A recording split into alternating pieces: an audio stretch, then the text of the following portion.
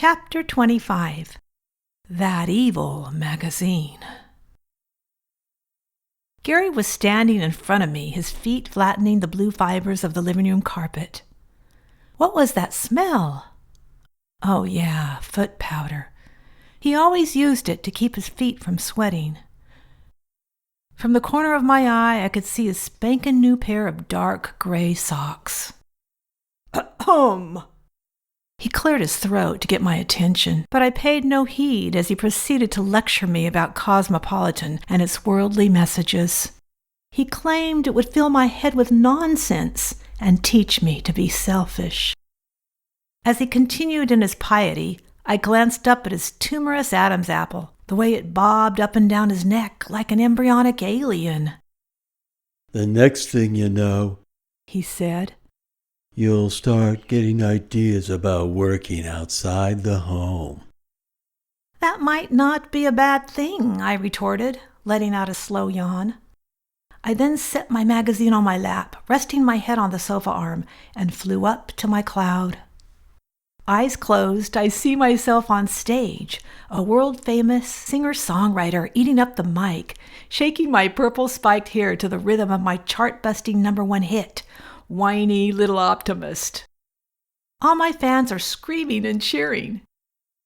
If only I could have reveled in this moment a little longer, but in my happy state, a darkness appeared before my closed eyes. I opened them to discover Mr. Fly-in-the-Ointment looming over me.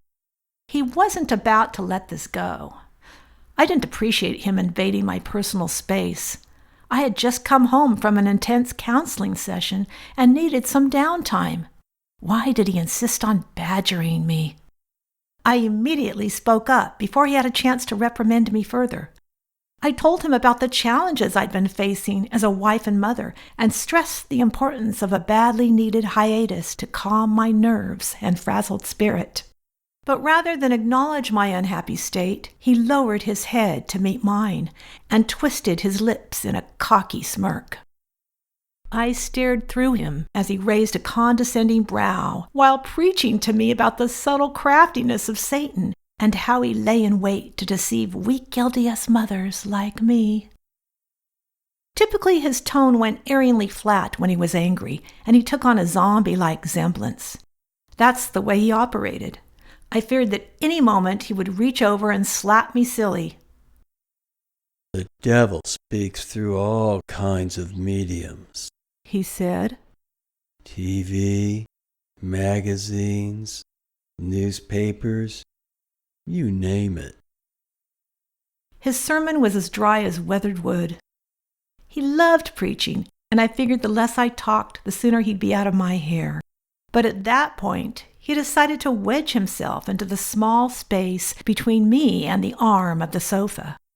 He looked like the devil's pale-faced brother. Satan is real, he deadpanned, leaning in a little closer. His breath on my skin caused the hairs on the back of my neck to stand on edge. And someday, if you are not watchful, he will lead you straight to hell. Impossible, I thought. I was already there. It wasn't long before Gary forgot about Cosmopolitan. I had a few magazines stashed under my bed and occasionally pulled them out when I got a little feverish for adventure. I'd read those spicy articles about moms who had run off into the sunset with their shiny typewriters and fax machines. I was too indoctrinated to even consider joining the ranks of liberated housewives. When the threat of divorce began to loom over our family, I stubbornly looked past Gary's fatal flaws and stayed on board, hoping to save the sinking ship. In retrospect, the first and biggest mistake I made was marrying a stranger. And then when the abuse started and continued, my thoughts turned to a popular quote by one of the church's prophets.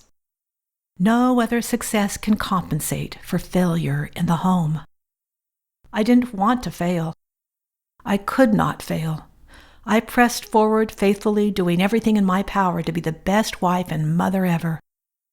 To think I could have been spared from so much trauma if only I had been taught that sometimes success comes in the form of a healthy self-image, a good lawyer, and the courage to sign my name on the dotted line in bold black ink.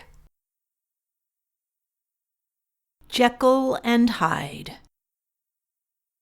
I held my hands high to surrender, fully trusting the kind of love that fell with ease through the arm sleeves and hugged my heart like a glove. He cuffed me with careless aggression, robotically read me my rights, a dog in the heat of the moment with a bark as big as his bite. My bucket was dry and depleted. I hungered and thirsted for more. I tasted his kiss at the altar and believed I didn't deserve more. I spilled out my heart as I trusted. I talked about living the dream of sharing a home and a family and frolicking on the same team. Pregnant and sick with our daughter, I woke up and thought I was dreaming. The weight of his torso was crushing. His slaps stung so hard, I was screaming. When life seemed so perfect and lovely, he knew when to throw me off kilter. This man that I knew was a monster who had not a gauge nor a filter. He offered me bread and spumante that turned to dry crumpets and water. That lost little lamb needing someone was cunningly led to the slaughter. Sang a song of angelic deception, played a saint in the light of the sun, satanically danced in the shadows as he badgered and bullied and won. Candles, chocolate, and roses shut me up if I dared to complain, and soothed his joke of a conscience washed up in the tears of my pain. Wore the mask of a blue-eyed cherub, had the dance of the devil inside. A phantom behind the closed curtain on stage was the Jekyll of Hyde. He helped me learn about karma. It tends to bite hard when you're mean. I lived to find love that is real. He died chasing after his dream.